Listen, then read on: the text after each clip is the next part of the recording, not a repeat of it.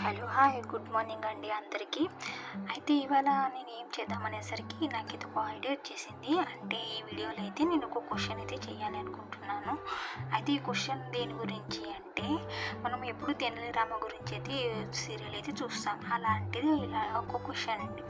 అయితే ఆ క్వశ్చన్ ఏంటంటే, రాజ్యసభలో మోహిని గారికి తెనాలి రామ వేసిన క్వశ్చన్. అంటే మోహినికి తెనాలి రామ ఒక క్వశ్చన్ ఏం వేస్తాడంటే, అన్నం ఇస్తే జీవించి ఉంటాను, అదే నీళ్ళు ఇస్తే మరణిస్తాను, చెప్పండి నేనేమో. అంటే అన్నం ఇస్తే జీవించి ఉంటారంట, అదే నీళ్ళు ఇస్తే మరణిస్తారంట. ఆ క్వశ్చన్కి ఆన్సర్ ఏమిటో చెప్పమని మోహినిని అడిగాడు. అయితే మోహిని నాకైతే తెలీదు అని అంటుందండి. అయితే దానికి ఉత్తరిగా తెనాలి రామయ్య ఏమంటాడంటే, నిప్పు అని చెప్తాడు. నిప్పు అనగా నిప్పులో ఎండిన గడ్డి కానీ కట్టెలు కానీ ఆకులు కానీ వేస్తే నిప్పు ప్రజ్వలిస్తుందంట.